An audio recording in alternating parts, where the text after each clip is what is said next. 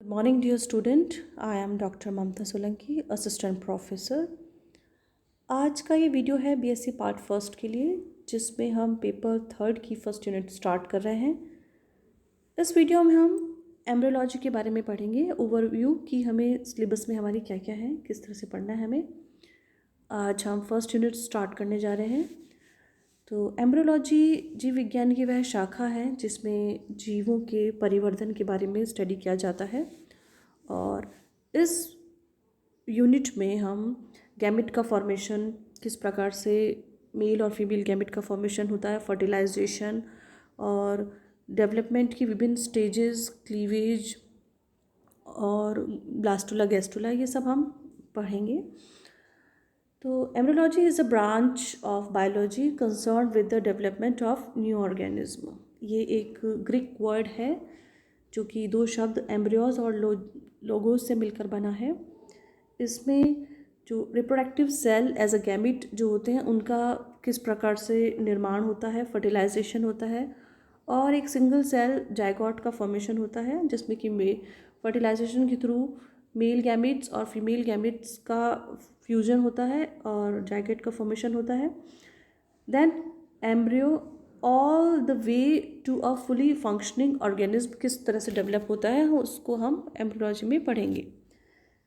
There are many subdivisions of embryology, some scientists focusing on human embryos, while others study animals and plants. Evolutionary biologists often use embryology as a mean of comparing species, as the development of an organism can give many clues to its evolutionary history.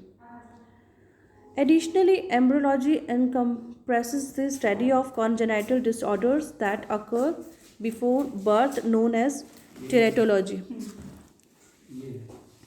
ऑन्टोजेनेटिक development और developmental biology, जो कि दो भागों में divide की गई है, embryogenesis and ब्लास्टोजेनेसिस। Embryogenesis में किस प्रकार से एम्ब्रियो का डेवलपमेंट होता है सेक्सुअल रिप्रोडक्शन के थ्रू, वो एम्ब्रियोजेनेसिस के अंतर्गत आता है। जबकि ब्लास्टोजेनेसिस में एसेक्सुअल रिप्रोडक्शन के थ्रू किस प्रकार से एम्ब्रियोज का डेवलपमेंट होता है उसको प्रदर्शित किया जाता है। हिस्ट्री ऑफ एम्ब्रियोलॉजी में कई साइंटिस्ट हैं जिसमें कि हम पढ़ेंगे किस प्रकार से एम्ब्रियोज या भ्रूणिकी विषय का निर्माण हुआ है। भ्रूणिकी के इतिहास में हिप्पोक्रेटस, एपिडोकल्स और कुछ जो भारतीय पुस्तक सुश्रुता है उनका बहुत बड़ा योगदान है। हम यहाँ इस वीडियो में कुछ थ्योरीज के बारे में पढ़ेंगे।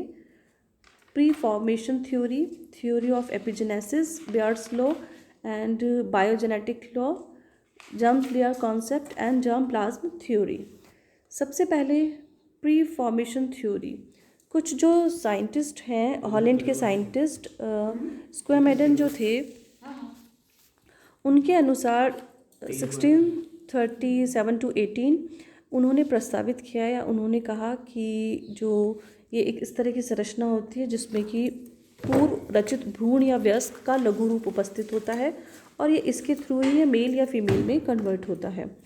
मानव में इन लघु रूपों को होमो क्यूनस कहा जाता है और परिवर्तन के दौरान इन लघु रूपों की वृद्धि व अकुंडलन होकर ये वयस्क में रूपांतरित होते हैं। इस मत को मैलपिगी, हेलर, बोनेट, स्पैंजनी आदि ने समर्थन दिया।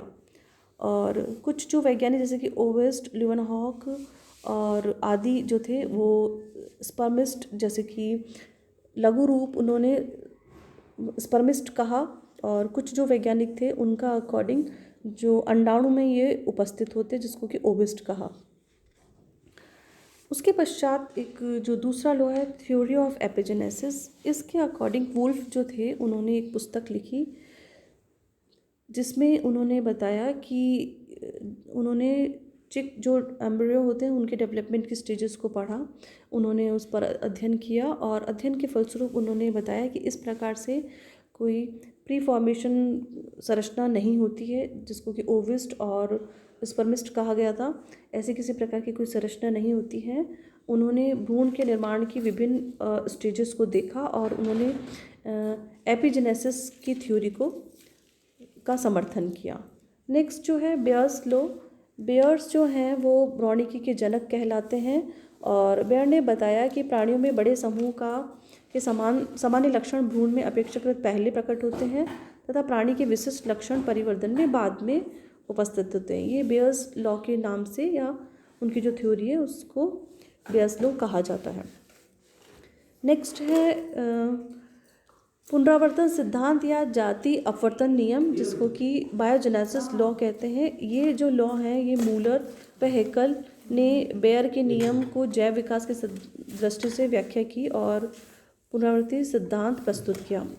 इनके अनुसार प्राणी के परिवर्तन में प्राचीन लक्षण पहले तथा अप्राचीन लक्षण बाद में प्रकट होते हैं, जैसे कि जिसको कि पुनरावर्तन सिद्धांत कहा जाता है। कुछ जो कॉमन करेक्टर्स होते हैं वो पहले और जो स्पेशल करेक्टर्स होते हैं वो बाद में प्रकट होते हैं। और अर्थात परिवर्तन प्रक्रम जाति के विकास के प्रक्रम की पुनरावृत्ति, व्यक्तिवृत्ति का अर्थ पूर्व प्राणी के निर्माण के परिवर्तन का अध्ययन है। और नेक्स्ट जो है germ layer concept. Germ layer concept जो थे वो मेंडेक के युग्मनज के विदलन को स्टडी करके पाया गया और स्पेंजलेट जो थे उन्होंने इसका अध्ययन किया।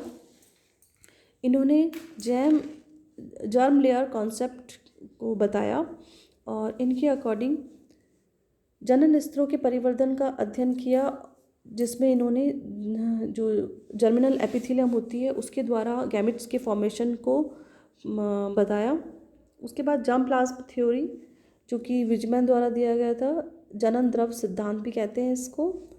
इनके अनुसार प्राणियों के शरीर दो प्रकार की कोशिकाएं होती हैं, जिसमें एक जर्मिनल एपिथेलियम होती है और एक सोमेटिक होती है। जो जर्मिनल एपिथेलियम होती है वो कोशिकाएं गैमेट का फॉर्मेशन करती हैं और गैमेट के फॉर्मेशन के द्वारा उनमें निषेचन होता है या जो मेल और फीमेल गैमेट्स होते हैं उनमें एक कैपेबिलिटी होती है कि वो नए जीव को उत्पन्न कर सकें फर्टिलाइजेशन के पश्चात जब वो जायगोट बनते हैं।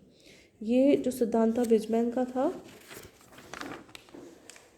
इसके पश्चात हम एक्सपेरिमेंटल बायोलॉजी पढ़ेंगे, एम्ब्रियोलॉजी, जिसमें हम फर्दर आगे स्टडी करेंगे। Thank you.